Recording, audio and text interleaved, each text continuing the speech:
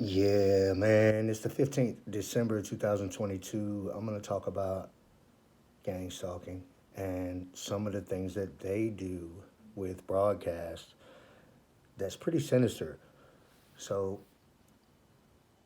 they don't want to be caught doing what they do, but for whatever reason, they like to hurt people with broadcast. They have the capabilities and without going all the way into it, I've got tons and tons of videos describing how broadcast works and how mind control works and how they can be on mind control living as broadcast and how they can attack you with that broadcast. So, yes, broadcast can mean many different things when it comes to neural monitoring and neurological broadcast frequencies.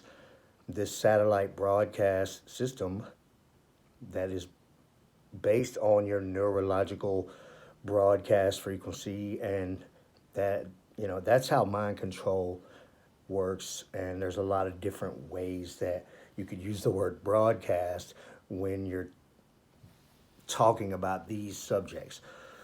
One thing I want to really pound in today is how they use broadcast to exaggerate any condition that you might have. And what I mean is, of course, they can use broadcast to hurt you. And many people call it many different things, whether it's microwave attacks or direct energy weapons is the biggest one you'll hear. In capital letters, DEW, do, direct energy weapons. And in a sense, it is a direct energy weapon because they are able to attack you with a broadcast from a satellite. And by definition, that is a direct energy weapon. Uh, if you want to know exactly how that's transpiring, it is a gang stalker with a mind control device wrapped around their head, and they are in their mind living as that broadcast, being able to be somewhere else as that broadcast. So, for example, like if I'm sitting right here in this room and I put on this mind control headset and cover my eyes and sit back and turn on the broadcast, and in my mind I can be wherever that broadcast is.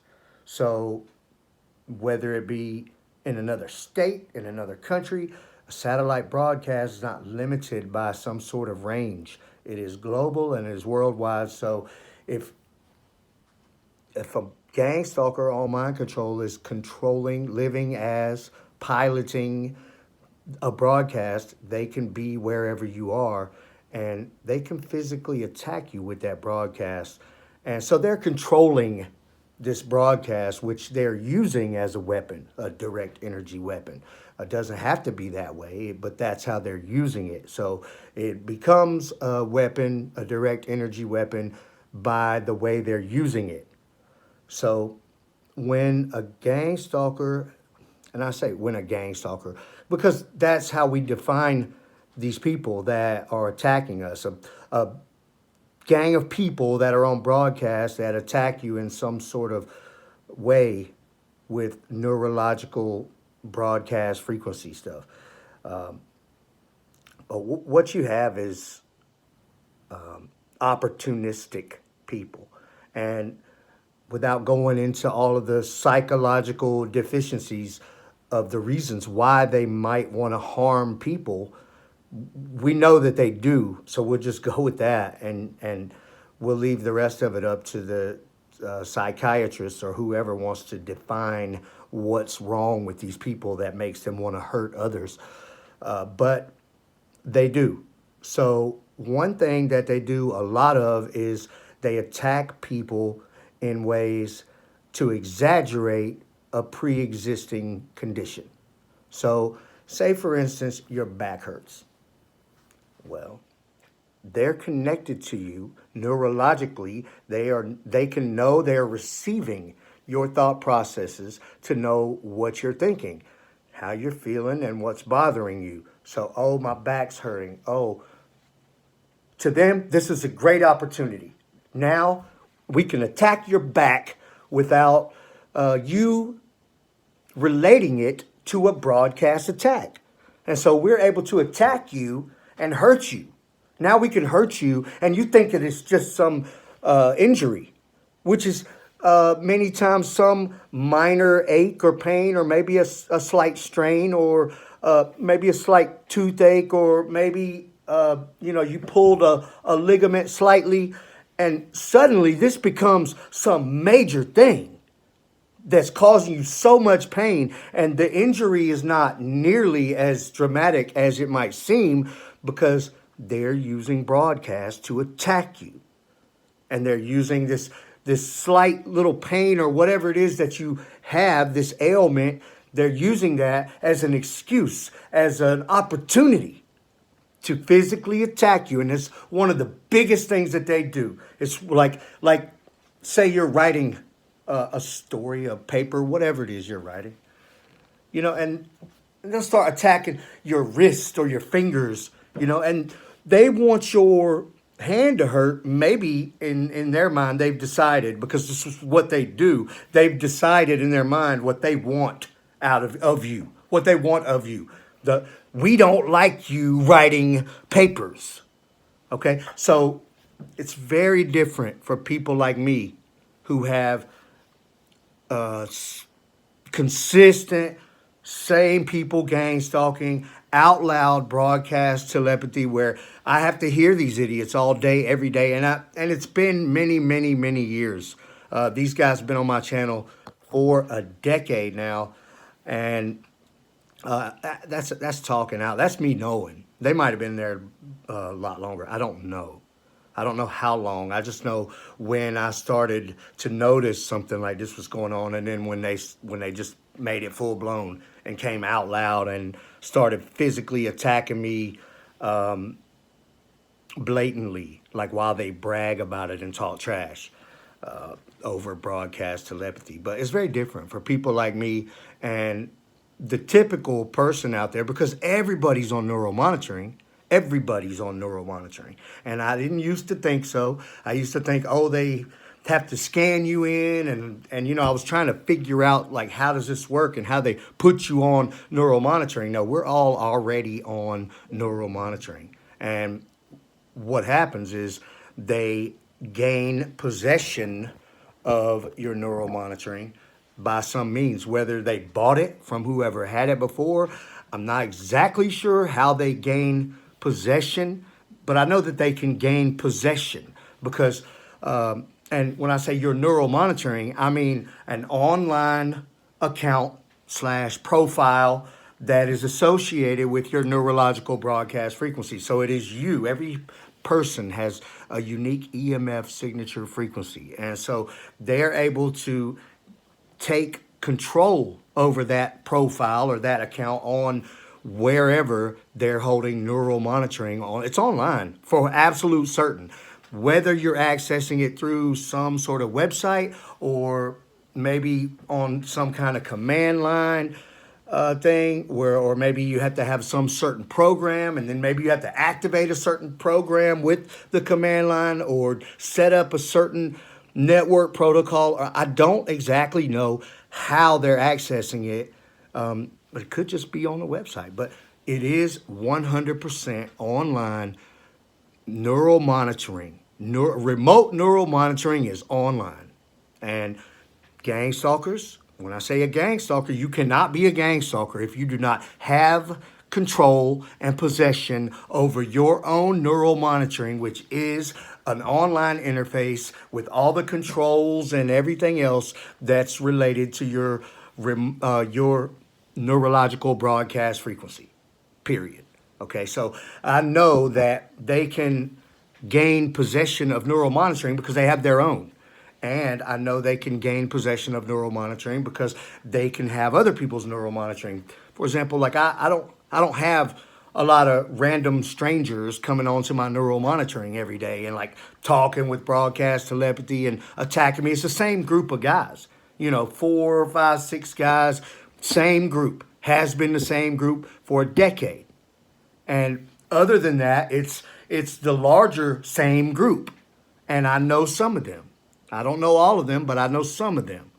And it's a group of people that have access to neural monitoring. And when they have access to a person's neural monitoring, that they decide to call a target and to use broadcast to physically attack and to connect to you in neurological ways unconsensually, they call you a target, and they have control and possession of your neural monitoring. Did they buy it?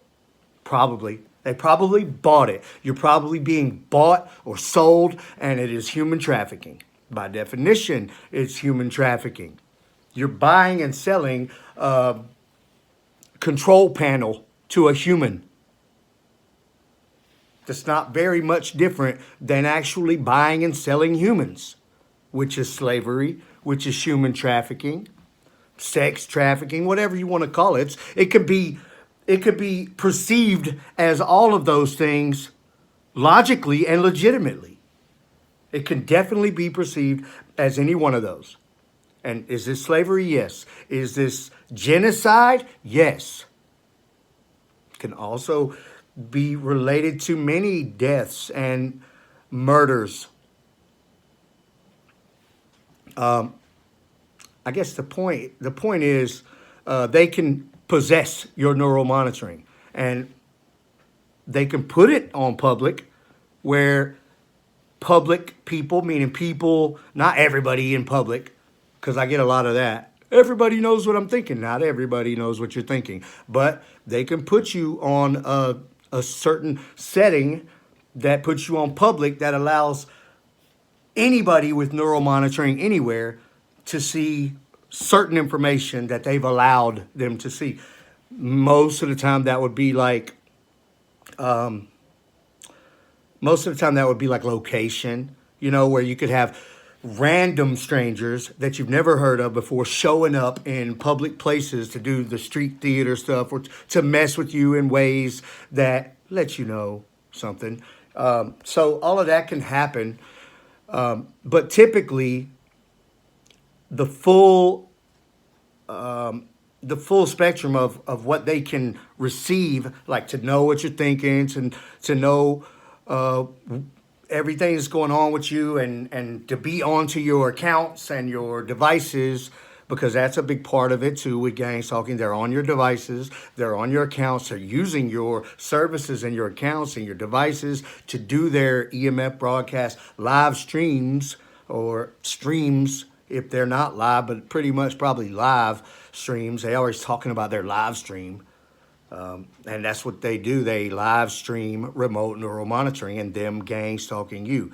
And, of course, it's gang stalking when you got a whole bunch of people that are stalking you neurologically, physically attacking you in street theater and everything else through neural monitoring. But typically only a certain group, and that's going to be like your main gang stalkers, are going to have the full access. But if they just let everybody into the whole thing, then things will get wild, and a lot of crazy stuff will happen. And so they don't let everybody on. And the fact that they have control over it, it just, all of it adds up to, I know that there's one person, okay, that I know that I'm very, very sure of that has control over my neural monitoring ultimately, and has allowed all these guys that are on here to do what they do, and they attack me every day. And what is it? It's really conspiracy to murder. It really is. So that's what I've been dealing with for a long, long time. And, the events that transpired leading into this whole thing starting, where they started to actually gang stalk me in the street theater, and people follow me around, running me off the road, and physically attacking me with broadcasts, and man, all kinds of wild stuff has happened, shot at and everything else. The events that transpired leading up to that, I could tell that this person had the intention to make this whole situation begin. It was time. It was time to start gang stalking me and to try to destroy me for whatever reason. I'm not going to speculate. And I used to try to wonder, how could they do this to me? I know some of these people. How could they do this to me? I don't care why they did it to me. It doesn't bother me anymore. It bothers me a little bit that they are able to get away with it, but this is unprecedented. Nobody's ever it's going to change the world. It's going to change the world when people start to be prosecuted for this kind of thing. So it's a big, big deal. But I truly believe that I will be able to put together a really solid case against these people. And I believe it's going to require more knowledge, more money, and patience, and all of that stuff, more success, and everything. It's going to require all of that, and I'm willing to put in the work. And one of the biggest things, just to wrap all that up, okay, if you have any kind of little thing that bothers you, they're going to attack that, to exaggerate any little injury or pain or anything that you have, because they want to hurt you and they don't want you to think that it's them hurting you. Sometimes they'll just do it. They'll just hurt you anyway. Like, they don't care, especially my guys. They don't care that and I talk about it. I've talked about it a lot. I don't even like talking about it because it sounds so crazy, but I'm forced to talk about it because it is the absolute truth. But even in my case, where they'll talk trash and do it blatantly, and I know they're doing it, they still try to capitalize on every little opportunity. If I was to have like a pullback or something like that, they would physically attack that nonstop and try to pretend like it's not them and it's just some injury. And you could feel when they're attacking you in some ways like that. You could feel the heat, and you could touch that part of your body and feel the heat. I really wonder a lot about thermal imaging, like not like an app on your phone, but like a real, $5,000-$10,000 thermal imaging camera system or whatever, and what that might actually show as far as evidence of broadcast torture. But yeah, they're very much opportunists, and it's a sick, nasty thing. And I'm not going to try to diagnose them. I can just tell you that they are sick people. And people that are sick in that way, they need to be put away somewhere. They don't want to be fixed. They want to hurt people. Okay? Every man has a right to defend their life by any means. Every living creature has a right to defend their life by any means. It doesn't matter. Laws don't matter. Opinions don't matter. Nothing anybody could say or think matters when your life is at stake. Because if you're dead, you're dead. And if you defend your life, then maybe you're still alive and you can defend yourself against opinions and laws and anything else. But being alive is number one. And people that want to hurt you and take your life, even if they want to take your life a little bit and a little bit and a little bit each day until finally it kills you. It's murder, and you have a right to defend your life, period. Aside from all that, I just want to say one of the biggest things that I'm doing to put myself in a better position to be able to combat the type of problems that I have is since all of this stuff revolves around computers and stuff like that and coding and networks and all of that, then, I started a year and something ago going to college for computer.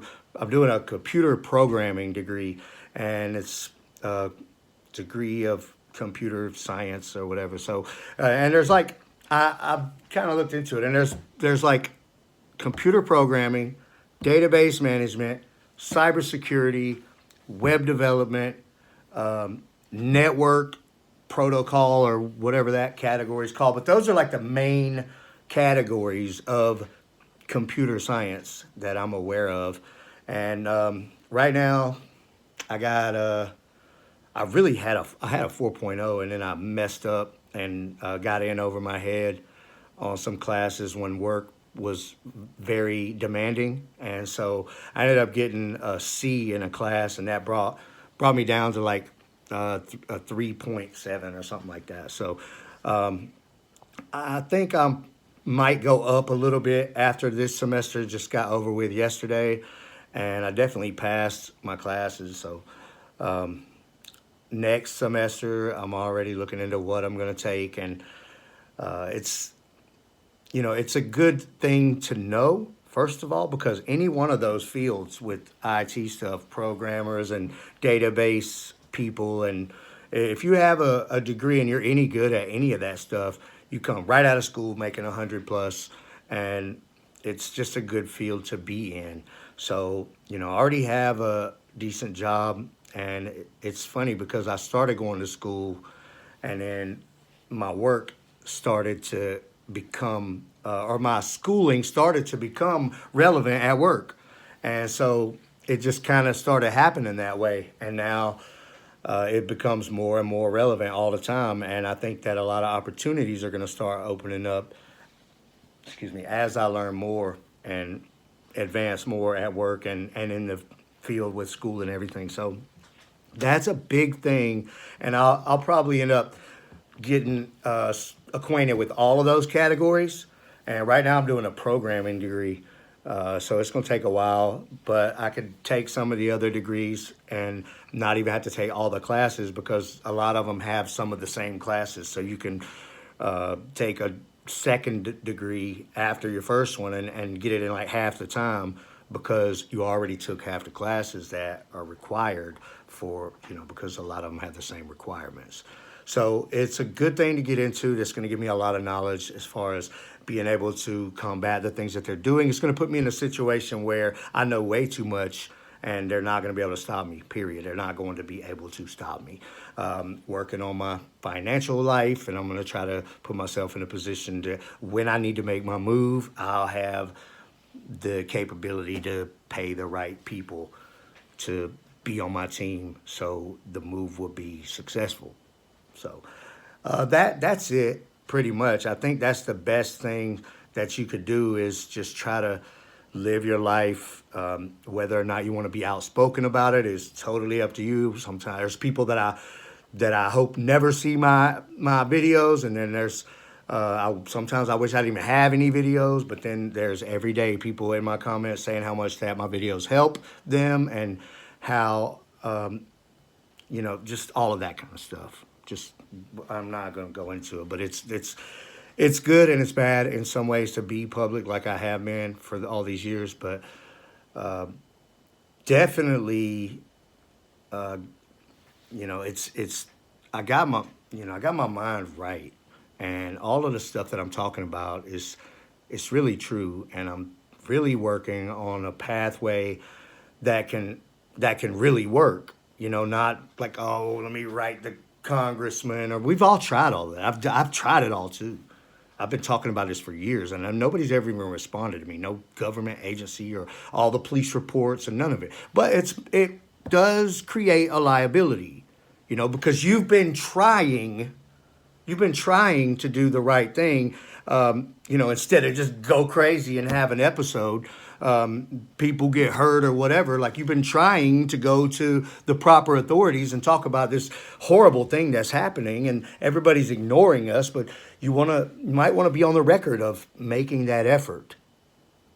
So it could probably help in the future when you've written all the government agencies about this stuff without sounding like a lunatic, and went to the police and all of that, and you have those documents to prove you did all of that, and that's another thing that I have a lot of, tons of. So anyway, it's hard.